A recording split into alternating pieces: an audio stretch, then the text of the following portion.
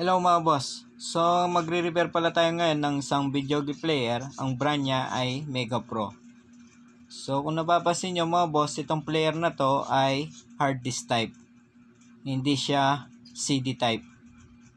So bali ang problema pala nitong player na to, base sa nagpapagawa, ayaw daw mag-power on tong player. So itatry natin mga boss, bago natin buksan, ipapakita ko muna sa inyo yung kanyang problema. So i-try natin para makita nyo. Ayan mga boss, so itatry natin. Ayan yung kanyang power cord. Kung napapansin nyo mga boss, dito sa likod meron siyang switch. So yun bali yung pinaka power on nitong player. Ayan, kung napapansin nyo mga boss, isinaksak na natin. Napansin nyo, wala. Dito sa kanyang switch, ayan, i-on natin, naka-off pa pala yung kanyang switch. I-on natin mga boss, ayan, naka-on na siya. Pero kung napapansin nyo, wala pa rin. Hindi pa rin siya nagpa-power on. So yan bali yung problema nitong video game player na to na Mega Pro. Ayaw mag-power on. So ngayon mga boss, bubuksan na natin to. Pero bago yan, kung bago pa lang sa channel na to, huwag sanang kalimutan mag-subscribe. At i-hit yung notification bell para sa susunod na mga video ng upload natin, ma-notify kayo.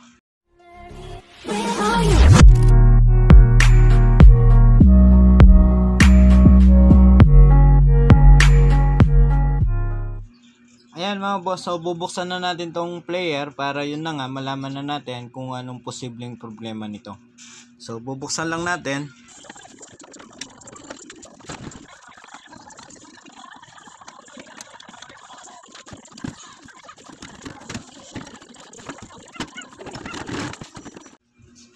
Ayan mga boss, napapansin nyo, nabuksan na natin. So, napapansin nyo rin, ayan yung kanyang laman sa loob. Kung titignan nyo, meron siyang hard disk. Ito kasing mga player na to mga boss, hard disk type. Wala silang CD. So, yan bali yung pinaka CD nila, itong hard disk. So, ito pala yung kanyang power supply. Ayan. So ito yung kanyang power supply, ito naman yung kanyang motherboard or tinatawag nilang module, at ito yung sinasabi kong hard disk. So dito nakapaloob yung mga music. So bali gagawin natin dito mga boss, dahil hindi nagpa-power ng player, so bali ang magpo-focus tayo dito sa kanyang power supply. So yung power supply nito mga boss, eto. So, dyan tayo bali magpo-focus mga boss dito sa kanyang power supply. Kapag ganyan, kapag yung isang unit hindi nagpa-power, so automatic, unang i-check natin yung kanyang power supply. Ayan mga boss, so tatanggalin na natin tong mga socket wire na to para yun na nga, matanggal na natin tong kanyang power supply at may check na natin kung anong posibleng problema nitong kanyang power supply. So, tatanggalin lang natin to mga boss. Bago pala natin tanggalin tong kanyang power supply mga boss, mag-check voltage muna pala tayo dito sa output nitong kanyang power supply. So kung napapansin nyo mga boss, yung mga socket wire papunta dito sa kanyang module, tinanggal muna natin. So bale dito tayo mag-check voltage mga boss, tignan natin kung meron ba tayong masukat na 5 volts at 12 volts. Baka kasi yung problema mga boss, di rin natin masabi, baka yung kanyang module, yun ang problema. So mas maganda na mag-check voltage muna tayo para malaman natin kung alin ba talaga yung problema, yung power supply ba or yung kanyang module. So, napansin nyo mga boss, isinaksak na natin tong player, yung kanyang power cord. So, yun natin mga boss. Mag-check voltage tayo. So, bali naka-on na tong player mga boss. Kasi napansin, sinaksak na natin. So tingnan muna natin dito sa kanyang primary kung nakakapasok ba yung 220 volts dito sa power supply. So tignan nyo mga boss, dapat meron tayong masukat dito sa tester mga boss, around 220 to 230. Nakaset ng AC volts sa yung tester nyo mga boss. Huwag yung kalimutan, AC pa to kasi hindi pa dumanan ng mga parts. Ayan, napansin nyo, meron tayong nasukat na 233 volts AC. So ibig sabihin mga boss, meron pumapasok na current dito sa power supply. Hindi na natin masabi na sira yung kanyang power cord or yung kanyang switch. Kasi nakatawid na dito sa board nitong power supply. So ngayon, sunod na gagawin natin, i-check naman natin na voltage dito sa kanyang output na 5 volt tsaka 12 volts. So kung napansin nyo mga boss, wala tayong masukat na voltage na 12 volts dito sa kanyang output na power supply. Pati rin dito sa kanyang 5 volts. So meaning mga boss, ang problema talaga nandito sa power supply. Napansin nyo, walang lumalabas na output dito sa kanyang power supply. Ngayon mga boss, na gagawin natin, tatanggalin na natin tong kanyang power supply para yun na nga, mapag-check na tayo ng mga parts. Napansin nyo, wala tayong nasukat na voltage dito sa output nitong kanyang power supply. So 100% yung problema nitong player na to, nandito sa power supply. So kaya dito tayo magpo-focus mga boss. So tanggalin lang natin tong kanyang power supply para yun na nga, mapag-check tayo ng mga parts dito sa kanyang power supply. So tanggalin lang natin to mga boss. Ayan mga boss, natanggal na natin tong kanyang power supply. So kung titignan natin, wala naman tayong nakikitang pumutok ng mga parts. At dito naman sa likod mga boss, base sa pagtingin ko dito sa kanyang mga hinang, wala naman din tayong nakikitang mga basag na hinang. Ayan mga boss, sunod na gagawin natin after natin makitang wala naman basag sa kanyang mga hinang at wala din naman pumutok ng mga parts or nasunog. So gagawin natin mga boss, magche-check tayo ng mga parts. Bago yan, sa mga nagpapa-shoutout pala mga boss, after na lang natin magawa tong nire-repair natin na video game player, doon na lang tayo magsha-shoutout. After na lang nitong video.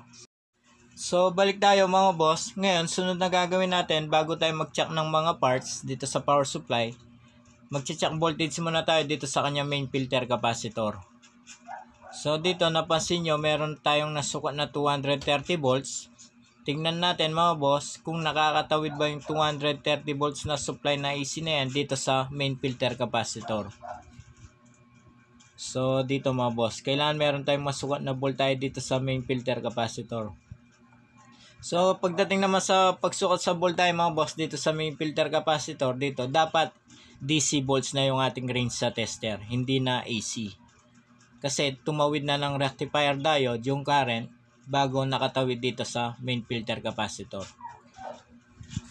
Halimbawa pa lang meron tayong nasukat na voltage dito sa filter capacitor na to mga boss. So ibig sabihin, itong mga parts dito sa primary, yan tinuro ko. Ibig sabihin mga boss, wala nang problema yan. Labas na tayo sa mga parts na yan mga boss. In case man na meron tayong nasukat na voltage dito sa filter capacitor. Ngayon gagawin natin, itong power supply, i-connect natin tong kanyang power cord para yun na nga mapag-check tayo ng voltage dito sa kanyang main filter capacitor. So i-connect lang natin to. In case man mga boss, meron tayong nasukat dito sa kanyang filter capacitor, ibig sabihin, yun na nga, ulitin ko, yung mga parts na itinuro ko kanina, ibig sabihin mga boss, good na lahat yun. Kasi yun na nga, meron na tayong nasukat na voltage dito sa main filter capacitor. So ganun yung halaga ng pag-check voltage mga boss dito sa pag-repair sa mga appliances. Malaking bagay yung pag-check voltage para yun na nga, may trace natin kagad yung problema. Kaya sa inyong mga baguhan, dapat marunong kayong mag-check voltage. So ayan, napapansin nyo, nakakonek na yung power cord. Ngayon, isaksak natin mga boss. So kailangan mga boss, ang masukat natin na voltage dito sa main filter capacitor ay nasa 300 volts around DC. So tingnan natin mga boss kung meron ba tayong masukat na voltage dito. So gawin na natin. Ayan mga boss, so ipa-plug na natin to para yun na nga mapag-check voltage na tayo. So ulitin ko, kailangan meron tayong masukat na voltage dun sa kanyang main filter capacitor. So itong ating tester, kailangan nakaset pala sa DC volts. DC volts mga boss ha. So ayan, kung tignan yung mabuti, nasa DC volts tayo. So isasaksak na natin mga boss, ayan.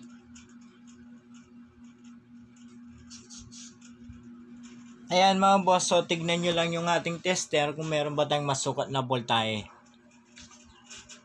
Kung napansin nyo, ayan, meron tayong nasukat na voltahe ay nasa 320 volts DC. So, ibig sabihin mga boss, yung dinaanan nitong kanyang power cord papunta dito sa filter capacitor, good na lahat yung mga parts na yan.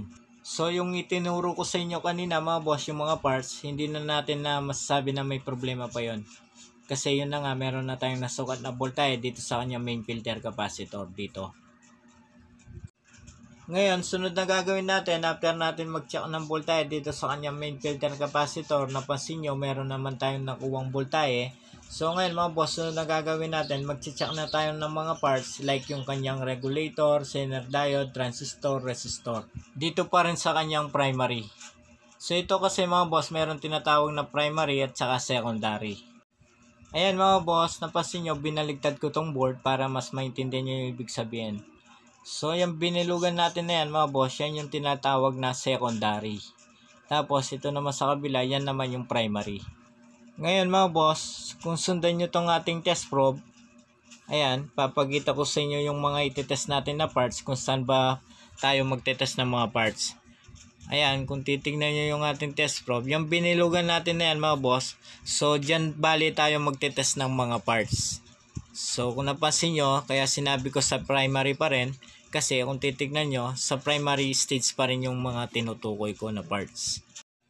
Ngayon mga boss, gagawin natin, mag-check na tayo ng mga parts dito pa rin sa primary stage. So, bibilugin ko yung mga parts na itetest natin mga boss, ayan. Yung binilugan ng ating test probe mga boss, yan yung mga parts na itetest natin. So, sa primary stage pa rin yan mga boss. Huwag muna tayo mag-focus sa secondary, sa primary stage muna. Lahat ng mga parts na yan sa primary stage mga boss, yung binilugan ng ating test probe, yan yung mga itetest natin. Like resistor, zener diode, regulator, capacitor, mylar. Lahat yan mga boss itetest natin. Kaya hindi na natin ipapakita mga boss kasi nga napansin nyo medyo marami yung mga parts. Ipapakita ko na lang sa inyo mga boss once na meron tayong nakitang defects sa mga parts na to, yun na lang yung ipapakita ko sa inyo. So, gagawin ko muna mga boss, ititest ko muna itong mga parts na sinabi ko. After nun, kung in case man meron tayong nakitang shorted dito or defect, ipapakita ko sa inyo. So, i-check ko muna mga boss. So, after natin mag-test ng mga parts dito sa kanyang primary stage mga boss, meron tayong nakitang dalawang shorted. So, isang zener diode tsaka isang transistor. So, yan bale yung nakita natin na problema dito sa mga parts niya dito sa primary. Isang zener diode tsaka isang transistor. So, itong transistor mga boss, dito natin tinanggal yan. Ayan. Connected siya, itong transistor na to, connected siya sa kanyang optocoupler. Connected siya dito mga boss. So, bali dyan natin tinanggal yan. Tapos mga boss, ito naman zener diode, tinanggal natin yan dito malapit sa kanyang main filter capacitor. So, dyan natin tinanggal yung kanyang zener diode. So, kung titignan natin dito sa kanyang circuit, yung zener diode na yan mga boss, connected dito sa negative nitong main filter capacitor. Kung titignan natin, ayan yung capacitor. So, bali ito yung capacitor. Ito yung ground or negative nitong capacitor. So, yan yung circuit. Ayan. Kung susundan natin yan mga boss, dyan nakakonect yung zener diode. Tumalon lang dito. After dito, pumasok siya sa regulator. So, yung tatlong paa na yan mga boss, yan yung regulator niya. Itong power supply. So, ipapakita ko yung regulator para malaman nyo kay mga beginner. Yan yung tinatawag nilang regulator. Yung mukhang transistor mga boss. So, itong zener diode na to, kung susundan natin mabuti mga boss, ayan, tumalon dito, pumasok sa regulator, tumawid dito, ayan, resistor, pumunta dito sa transistor, kung saan natin tinanggal yung transistor na shorted. So, kung isipin nyo mga boss, titignan nyo, yung zener diode, connected din siya dito sa transistor na nakita natin na shorted. Ayan, kung susundan nyo yung ating test probe, dumaan lang siya ng resistor. Pagdating dito mga boss, tumalon lang ng resistor, tumawid na dito sa transistor. Ayan. So, dito natin tinanggal yung transistor. Itong transistor na yan mga boss. So itong Zener diode tsaka transistor, connected lang sila mga boss. So ngayon gagawin natin, bago ako bumili ng ganito mga boss, itetest ko muna to gamit ang analog tester para makita nyo na shorted talaga tong Zener diode tsaka transistor. So gawin na natin. Ayan mga boss, bago natin bilhin to, itetest muna natin para makita nyo. So yung range ng ating tester, napansin nyo ay nasa 100k range tayo. Mas maganda mga boss pagdating sa mga transistor, Zener diode, kung mataas yung range na gagamitin natin. Para in case man na may leak, madidetect natin, malalaman natin na talaga may problema yung isang transistor or Zener diode. So gawin na natin mga boss, ayan. Alam nyo naman siguro kung paano mag-test ng mga diode. So, pag-test dyan ay reverse forward lang. Kailangan mga boss, pagdating sa forward, meron tayong makuwang resistance. Ngayon, pagdating naman sa reverse, dapat wala tayong makuwang resistance. So, kapag ganon, yung diode, masasabi natin na good. Isa pa pala mga boss, kapag pala nakaset kayo ng 100k sa inyong mga tester, kailangan kapag nagtetest kayo ng mga parts, huwag yung hawakan yung terminal nitong inyong mga test probe. Kasi mga boss, once na nakakonected kayo dito sa mga test probe, kapag nakaset kayo ng 100k sa inyong tester, merong makukuwang resistance yung ating tester. So kailangan, tandaan nyo, kapag naka 100k kayo, or mataas na rin sa inyong tester, huwag na huwag yung hawakan yung mga terminal nitong test probe. Para talagang ma-detect natin, malaman natin kung may problema yung isang parts. So, tandaan nyo yun mga boss, kayong mga baguhan or beginner. Ngayon, ayan, napansin nyo, yung pyesa na tinetest natin, inipit natin ng long nose. Para talagang hindi natin mahawakan yung terminal nitong test probe natin, para hindi natin masabi na sa atin lang nakakuha ng resistance tong ating test probe. So, ayan mga boss, tititest na natin to. Ayan mga boss, unahin natin tong forward. So, kailangan meron tayong makuwang resistance. So, napansin nyo, meron tayong nakuwang resistance. Ayan. Dito naman sa reverse, baliktarin lang natin tong ating test probe.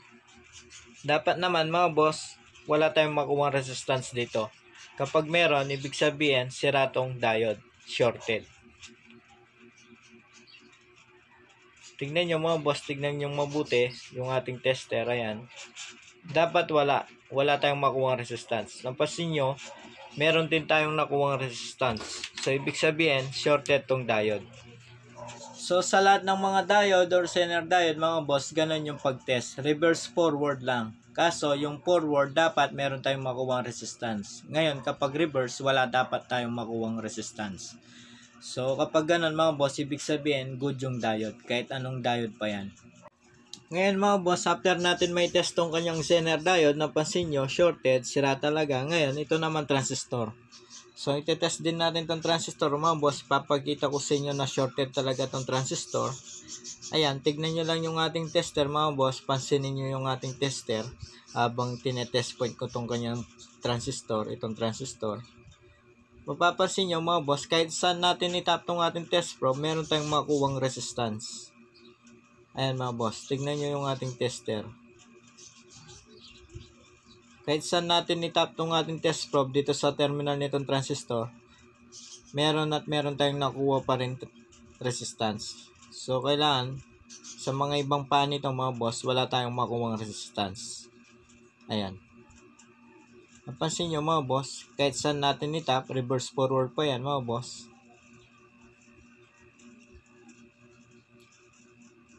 Ayan, tignan nyo mabuti.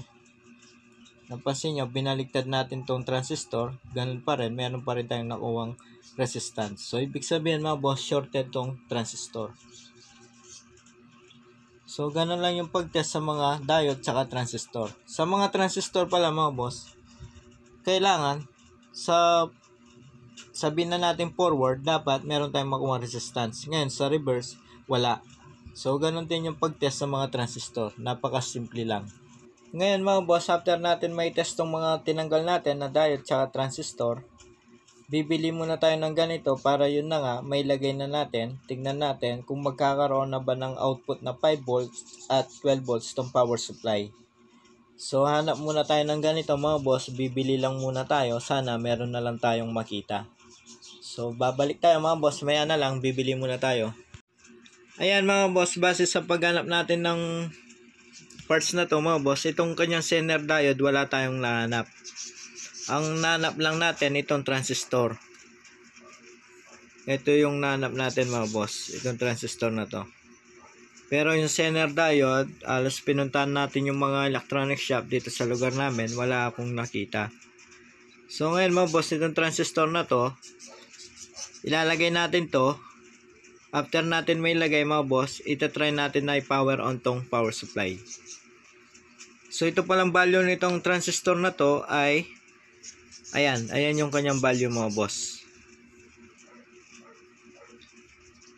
So same lang tong mga transistor, itong Zener diode, wala tayong nahanap na ganito.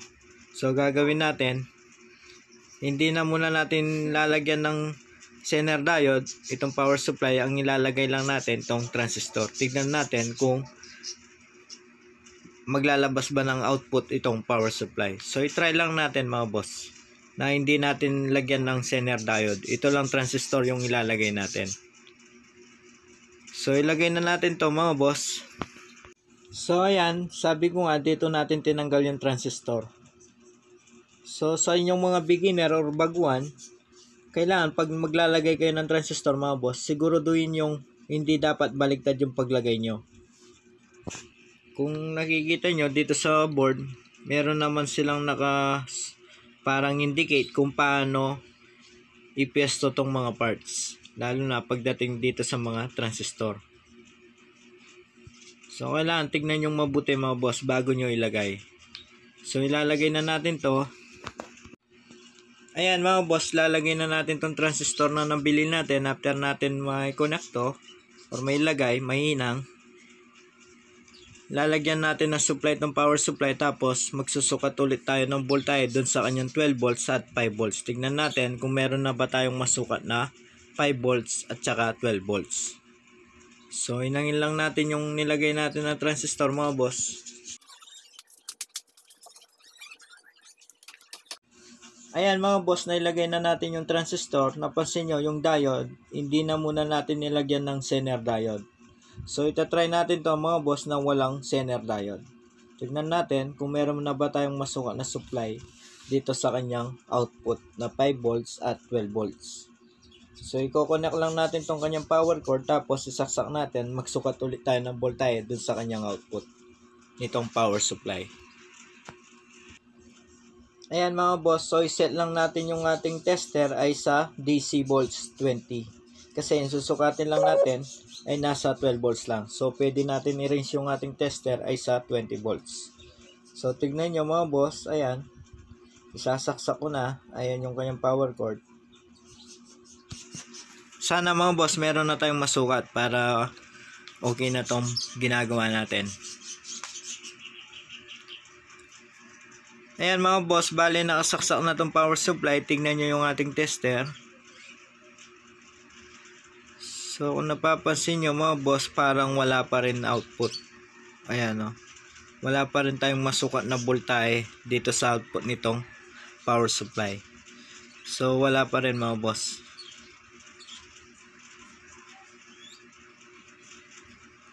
Zero volts pa rin yung output nitong power supply mga boss.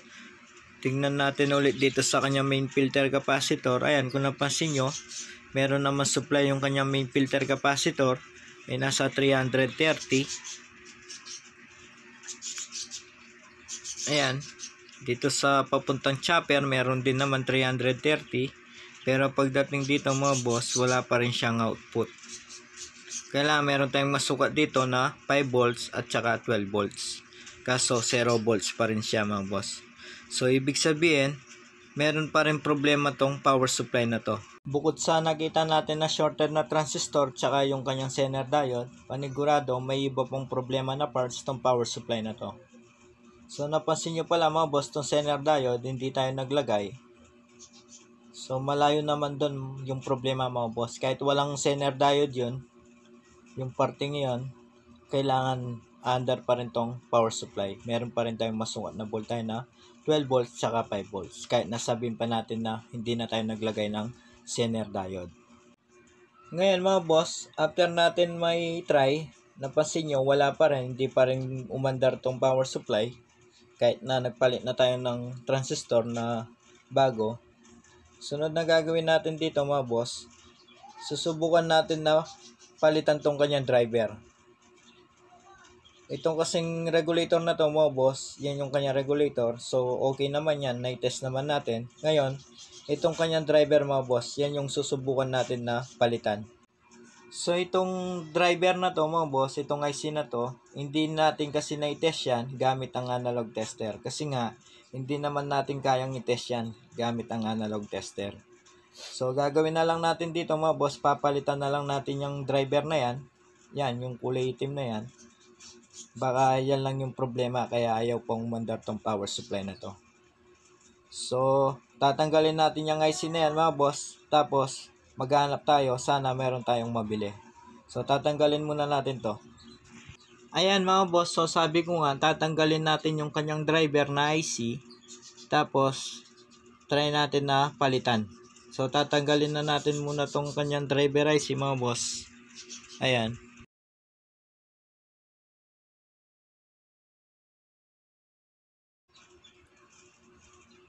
Ayan mga boss, kung napansin nyo, natanggal na natin yung kanyang driver IC. So gawin natin mga boss, maghanap muna ako ng ganito. Susubukan kong maghanap mga boss, baka sakaling kaya ayaw pa umandar tong power supply dahil dito. So hanap muna ako mga boss, sana meron tayong mahanap. So balik ako mga boss, hanap lang ako. Ayan mga boss, so meron tayong nabili, buti na lang. So ngayon ilalagay na natin to para yun na nga malaman natin kung under na ba tong power supply after natin magpalit nitong driver IC. So ilagay na muna natin to mga boss.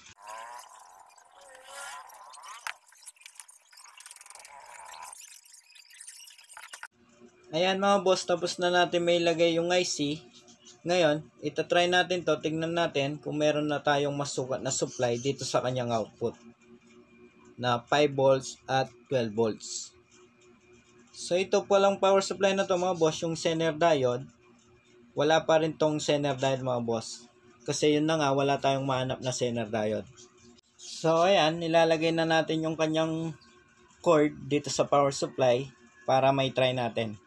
At matignan natin or masukat natin mga boss kung meron na ba tayong masukat na supply.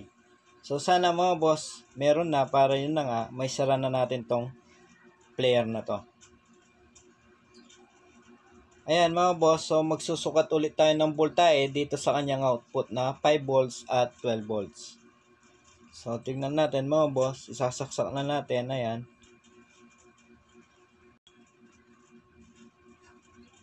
So ngayon mga boss, tingnan natin kung meron na ba, sana meron na. Yun mga boss, kung napansin nyo meron na. Napansin nyo 12 volts, 12.24.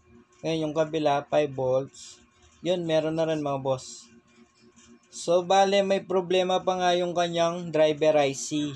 Kaya pala after natin nagpalit ng transistor, hindi pa rin umandar tong power supply kasi nga may problema pa tong kanyang driver IC. Napansin nyo mga boss, kahit na walang diode na Zener diode, umandar pa rin tong power supply. Kahit wala to mga boss, umandar pa rin tong power supply. Pero sira tong Zener diode na to mga boss ha. Hindi ko lang nilagay kasi nga, yun nga, wala tayong mahanap. Ayan mga boss, napansin nyo, meron ng output na 5 volts at saka 12 volts. So bale, naging problema nitong power supply na to, yung kanyang transistor, Zener diode, saka itong driver IC. Ngayon mga boss, i-check pa natin, tingnan natin kung meron pa ba hanggang ngayon. Tingnan natin. Yun, meron pa rin mga boss, 12.22, 25. Yung kabila naman, 5 volts, ayan, 4.59. So, okay na to mga boss. Meron na siyang output.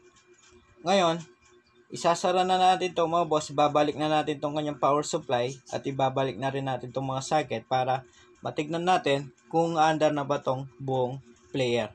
Kung magkakaroon na ba siya ng display. So, gawin na natin mga boss. Ayan mga boss, bago natin ibalik yung kanyang power supply, lilinisin muna natin tong player. Ayan.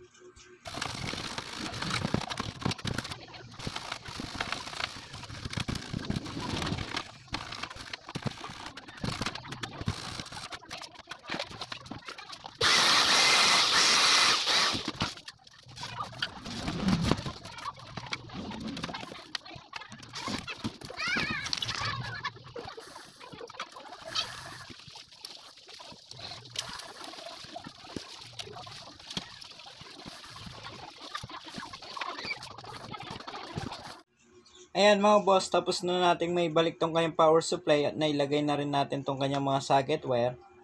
Ayan. So, bago natin isaksak to mga boss, i-double check muna natin, baka meron tayong nakalimutan. So, base naman sa nakikita natin mga boss, wala naman. Ngayon, itatry na natin to mga boss, tignan natin kung magpa-power on na ba tong player. So, bago yan pala mga boss, shoutout muna tayo. Ayan mga boss, so shoutout nga pala kay Johan TV Mix at kay Nes Gakusan at last but not the least kay Garcia P TV Vlog. So shoutout sa inyo mga boss, maraming salamat sa inyong suporta. Ayan mga boss, so balik tayo. So isasaksak na natin to para malaman na natin kung okay na ba tong video player na to mga boss. So napansin nyo, ayan, isinaksak na natin. Ayan. Ayan mga boss, so i-switch natin. Kung napapansin nyo, yung kanyang switch ay nasa likod. So i-switch natin. Ayan mga boss, kung napansin nyo, umandar na yung kanyang fan. Ayan mga boss, kung napansin nyo rin, ayan, meron na siyang display. Nag-power on na tong video player. So bale yun ang naging problema mga boss, yung kanyang transistor, zener diode, tsaka driver IC. So itong mga player na to mga boss, medyo matagal lang mag-loading. Hintayin lang natin mga boss.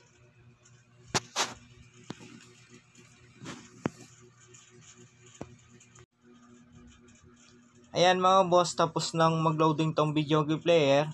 Ngayon, try natin magpindot ng mga number. Tingnan natin kung umaandar pa ba tong mga number niya. Ayan. So, base sa nakikita natin mga boss, ayan, nagre-response naman sila. Ayan. So, okay na to mga boss. So, play tayo ng music mga boss. Tignan natin kung mag-play ba. Kung napansin nyo mga boss, ayan, nag-play. So, ibig sabihin, okay na tong video player na to mga boss. Yun mga boss, kayong mga beginner or baguhan, nakita nyo kung paano natin tin-troubleshoot tong power supply nitong player na to. At nakita nyo mga boss kung paano natin in step by step para makuha natin yung problema nitong power supply nya. At nakita nyo rin mga boss, nag-check voltage tayo. So pagdating pala sa pag-check voltage, napaka-importante yan mga boss. So sa inyong mga baguhan, kailangan, lagi kong sinasabi, dapat aralin nyo din yung pag-check voltage. At dapat alam nyo yung mga voltahe na chine-check voltage natin. So hanggang dito na lang tong ating video mga boss. Sana kahit papano meron kayo natutunan dito sa video. At kung meron man, huwag nyo sanang kalimutan i-like tong video. So sa mga bago pala dito sa ating channel, huwag sanang kalimutan mag-subscribe at i-hit yung notification bell para sa susunod na mga video ng upload natin, ma-notify kayo. So maraming salamat mga boss.